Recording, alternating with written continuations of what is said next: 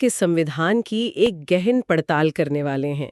लेकिन इसे किसी नागरिक शास्त्र की क्लास की तरह नहीं देखेंगे।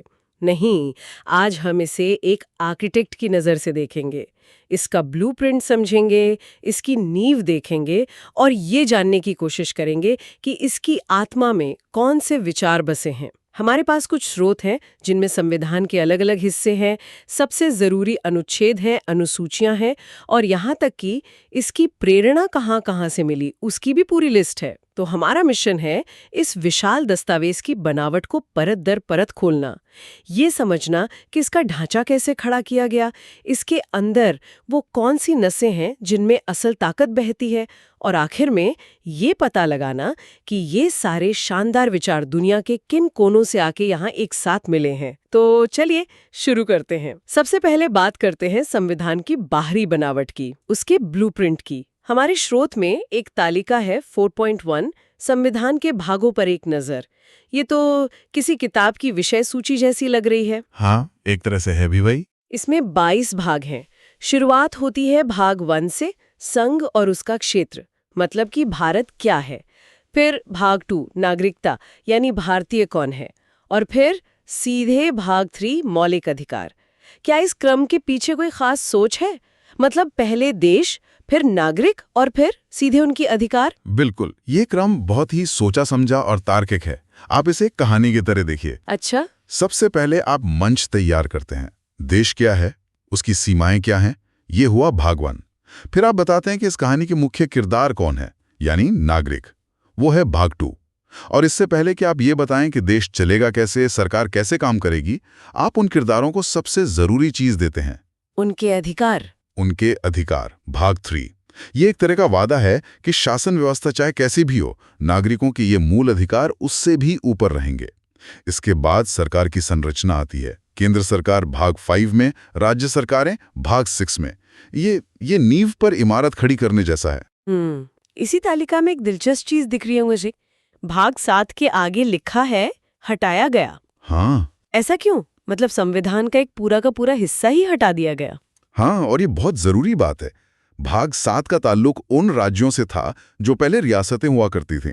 उन्हें पार्ट बी स्टेट्स कहते थे। अच्छा। लेकिन 1956 में जब भाषा के आधार पर राज्यों का पुनर्गठन हुआ, तो राज्यों का वो पुराना वर्गीकरण खत्म कर दिया गया। तो उस भाग की जरूरत ही नहीं रही। बिल्कुल।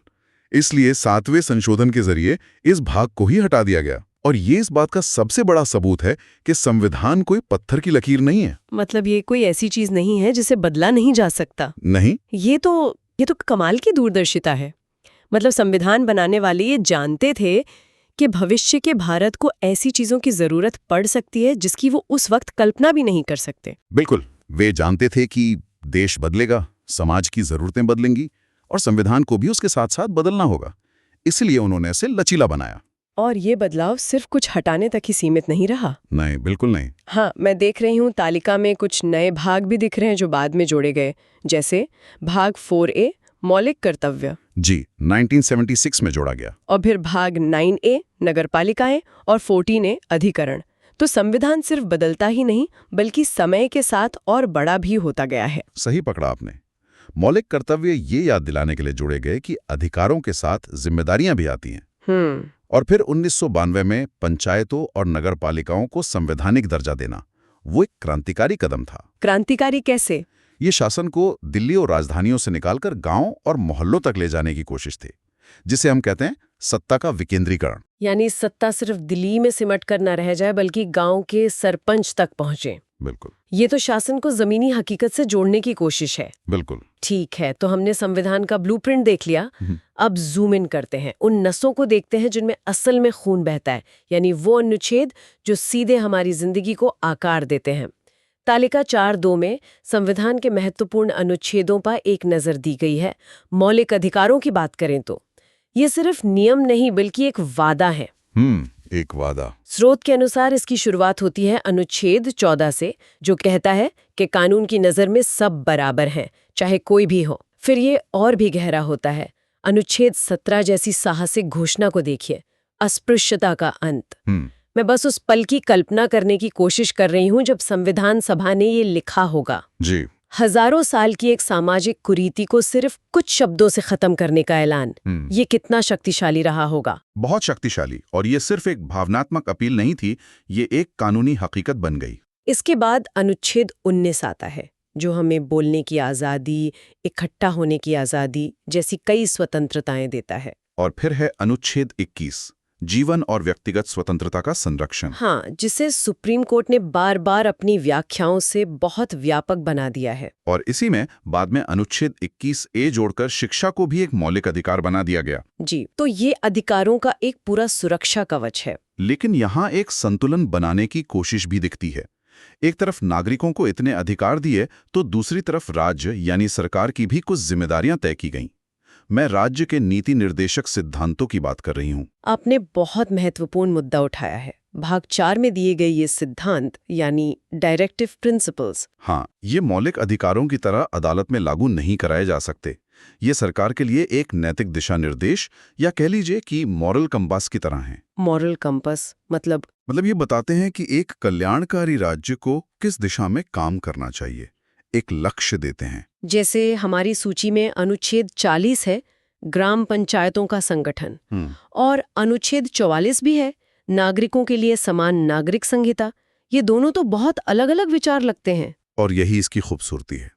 अनुच्छेद 40 गांधीवादी विचारधारा का प्रतीक है। अच्छा, जो भारत को गांव में बसने वाले एक देश के रूप में देखता है।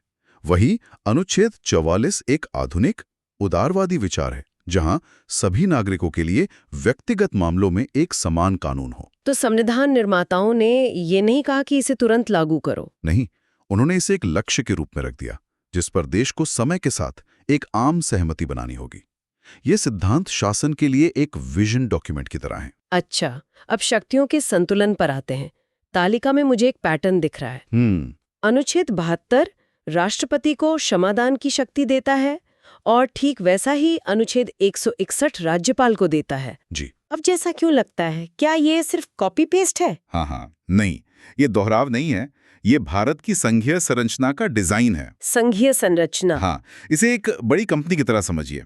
एक सीईओ है यानी राष्ट्रपति, जो पूरी कंपनी यानी केंद्र सरकार को देखता है। ठीक है। और फिर हर शहर में ब्रांच ऑफिस हैं यानी राज्य सरकारें, जिनके अपने ब्रांच मैनेजर हैं यानी राज्यपाल। समझ गई। तो जो शक्तियां बड़े स्तर पर सीईओ के पास हैं, वैसी ही समानांतर शक्तियां ब्रांच के स्तर पर ब्रांच मैनेजर को दी गई हैं, ताकि हर ब्रांच अपना काम सुचारू रूप से चला सके। ये व्यवस्था सुनिश्चित करती है कि शक्ति किसी एक जगह पर केंद्रित ना हो जाए। वाह, ये सादृश्य बहुत अच्छा है। तो शक्ति केंद्र और राज्यों के बीच बंटी रहे। बिल्कुल। तो इन अनुच्छेदों में हमारे अधिकार और सरकार के कर्तव्य तय हो गए। लेकिन कई बार कानून में बहुत ज्यादा डिटेल होती है। हाँ, होती है। जैसे कौन-कौन सी भाषाएं आधिकारिक हैं, या केंद्र और राज्यों के बीच काम का बंटवारा कैसे होगा। क्या ये सारी लंबी चौड़ी लिस्टें भी इन्हीं अनुच्छेदों में भरी पड़ी हैं? नहीं, और यहीं पर अनुसूचियां यानी शेड्यूल्स काम आती हैं। अच्छा, अनुसूचियां। अनुसूचियां संविधान की फुटनोट्स या अटैचमेंट की तरह हैं। मान लीजिए किसी अनुच्छेद में लिखा है कि वेतन नियमों के अनुसार होगा। अब वो सारे नियम अनुच्छेद में ही डाल देंगे तो वो बहुत लंबा और जटिल हो जाएगा। हाँ, पढ़ने में भी मुश्किल होगी। तो वे बस एक अनुसूची का जिक्र कर देते हैं, जहां सारी जानकारी विस्तार से दी गई हो। इससे मुख्य कानूनी पार्ट साफ सुथरा रहता है। चलिए कुछ उदाहरण देखते हैं। तालिका 4.3 में 7वीं अनुसूची दी गई है। ये तो बहुत ही महत्वपूर्ण लगती है। बहुत ज्यादा। इसमें केंद्र और राज्यों के बीच शक्तियों का विभाजन 3 सूचियों में है: संघ सूची, राज्य सूची और समवर्ती सूची। ये तो पूरी तरह से तय कर देती है कि कौन किस विषय पर कानून बना सकता है। बिल्कुल। रक्षा, विदेश मामले केंद्र के पास, और पुलिस कृषि राज्यों के पास। ये तो आए दिन होने वाले झगड़ों को सुलझाने का एक फॉर्मूला है। सही कहा, यह हमारे संघीय ढांचे की रीढ़ है।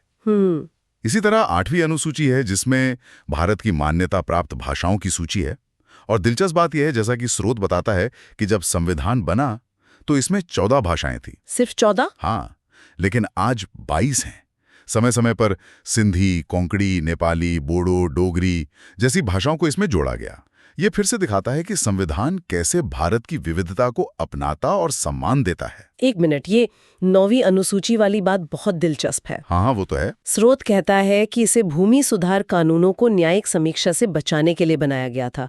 तो क्या क्या सरकार ने एक तरह की तिजोरी बना दी जिसमें कुछ कानूनों को डाल दिया ताकि अदालतें उन पर सवाल ना उठा सके? आपकी उपमा एकदम सही है। एक तिजोरी 1951 में पहले संशोधन से यही किया गया। पहले ही संशोधन से? हाँ, उस समय जमींदारी उन्मूलन और भूमि सुधार सरकार की बड़ी प्राथमिकता थे, लेकिन इन कानूनों को जमींदार लोग मौलिक अधिकारों के उल्लंघन के आधार पर अदालतों में चुनौती दे रहे थे। संपत्ति के अधिकार के आधार पर? बिल्कुल। तो सरकार ने 9वीं अनुसूची बनाकर इन कानूनों को उस तिजोरी में डाल दिया जिसकी चाबी अदालतों के पास नहीं थी। लेकिन फिर तो इसमें एक बड़ा मोड़ आया। स्रोत में एक नोट है कि सुप्रीम कोर्ट ने कहा है कि 24 अप्रैल 1973 के बाद इस तिजोरी में डाली गई चीजों के लिए हमारे पास मास्टर की है। ये तो सत्ता के संतुलन का एक जबरदस्त ड्रामा लगता है। ये भारतीय संवैधानिक इतिहास का शायद सबसे बड़ा ड्रामा है। 24 अप्रैल 1973 को केशवानंद भारती मामले में सुप्रीम कोर्ट ने एक ऐतिहासिक फैसला दिया। केशवानंद भारती केस? हाँ, उसने कहा कि संसद के पास संविधान में संशोधन करने की शक्ति तो है, लेकिन वो संविधान के मूल ढांचे यानी बेसिक स्ट्रक्चर को नहीं बदल सकती। और न्यायिक समीक्षा मूल ढांचे का हिस्सा है? बिल्कुल। न्यायिक समीक्षा यानी अदालतों की कानूनों की जांच करने की शक्ति इसी मूल ढांचे का हिस्सा है। इसलिए उस तारीख के बाद 9वीं अनुसूची में डाले गए किसी भी कानून की अदालतें जांच कर सकती हैं। वाह, ये संसद की शक्ति और न्यायपालिका की स्वतंत्रता के बीच एक बहुत ही नाजुक संतुलन स्थापित करता है। एकदम। तो हमने संविधान का ढांचा देखा, उसके अंदर के नियम देखे और उसके साथ जुड़ी बारीकियां भी समझी। लेकिन अब मेरे मन में सबसे बड़ा सवाल आ रहा है। पूछिए। ये सारे विचार, ये अधिकार, ये संरचनाएं, ये सब आए कहां से? क्या ये सब हमारे संविधान निर्माताओं ने शून्य से बना दिया? इसका जवाब हमारी आखिरी तालिका 4.4 में है। संविधान के स्रोतों पर एक नजर। और इसका सीधा जवाब है नहीं, इसे शून्य से नहीं बनाया गया था। तो फिर कहां से आया? संविधान सभा ने दुनिया भर के संविधानों का गहराई से अध्ययन किया और जो भी विचार उन्हें भारत के लिए उपयुक्त लगा उसे अपना लिया। देख रही हूं, ये लिस्ट तो बहुत लंबी है। ब्रिटिश संविधान से हमने संसदीय सरकार और कानून का राज लिया।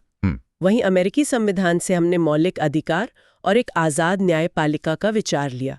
ये तो कमाल का मिश्रण है ना? हमने ब्रिटेन से संसदीय ढांचा लिया, लेकिन उनके राजा या रानी की जगह अमेरिका की तरह एक चुनाव व राष्ट्रपति रखा। और यही इसकी खूबी है, उन्होंने सिर्फ कॉपी पेस्ट नहीं किया।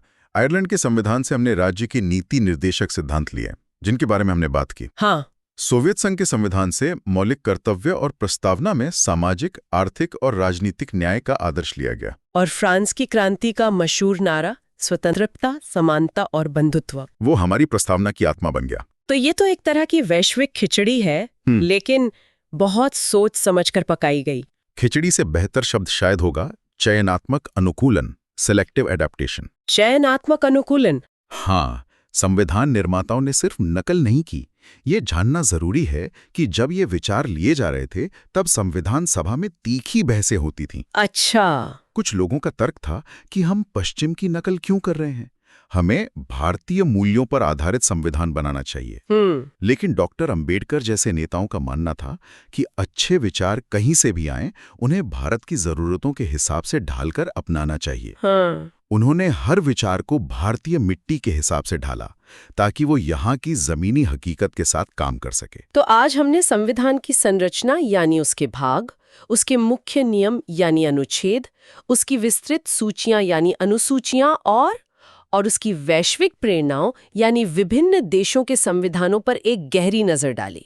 ये वाकई एक विशाल और सुविचारित दस्तावेज है। इसमें कोई शक नहीं, इसे बनाने में बहुत मेहनत और दूरदर्शिता लगी है। सही में। अंत में एक बात कहना चाहूंगा, इन सभी तालिकाओं और सूचियों से परे ये याद रखना महत्वपूर्ण है कि संविधान सिर्फ एक कानूनी दस्तावेज नहीं है। तो फिर क्या है? ये एक सामाजिक दस्तावेज भी है जिसका उद्देश्य एक सामाजिक क्रांति लाना था। ये न्याय, स्वतंत्रता, समानता और बंधुत्व पर आधारित एक नए, आधुनिक और समतावादी भारत की दृष्टि प्रस्तुत करता है। हर अनुच्छेद और हर भाग उसी दृष्टि की ओर एक कदम है। और श्रोताओं के लिए सोचने के लिए एक विचार। स्रोतों में अनुच्छेद 368 का उल्लेख है जो संसद को संविधान में संशोधन करने की शक्ति देता है।